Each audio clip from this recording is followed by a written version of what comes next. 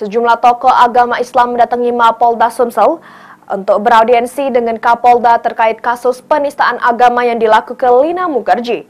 Para tokoh agama ini mendorong Kapolda Sumsel untuk menghantar sangkol Lina Mukherjee.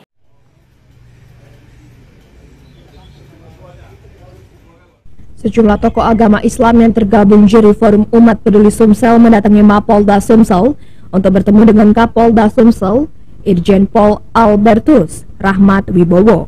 Ketua Forum Umat Islam Sumsel Haji Umar Said jelaskan kedatangannya untuk mempertanyakan tidak ditahannya Lina Mukherjee dengan alasan sakit mah akut, padahal tersangka masih aktif di media sosial. Namun audiensi yang sudah direncanakan gagal karena Kapolda Sumsel lagi ada kegiatan di luar.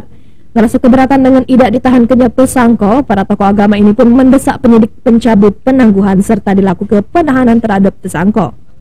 Yang menjadi keberatan kita ini kan sudah jelas, pasalnya jelas. Satu, pelanggaran kalau istilah medsos ini, IT, pelanggaran undang-undang IT. Kemudian yang kedua, dia sebagai seorang muslimah, dia beragama Islam ini, Lina ini, dengan melakukan seperti itu kan fasik.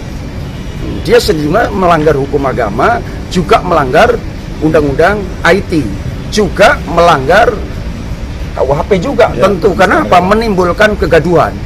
Segala perbuatan yang bisa memicu dan memancing keresahan, kegaduhan, itu ada pasal tersendiri agar supaya mereka dilaporkan ke kepolisian untuk dilakukan penahanan.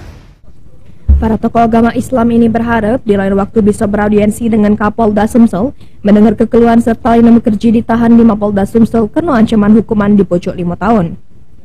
Terlebih pelapor Ustadz Syarif Hidayat mengaku dapat tekanan dari sejumlah pihak supaya galak berdamai serta mencabut laporannya. Mulyadi, PAL TV.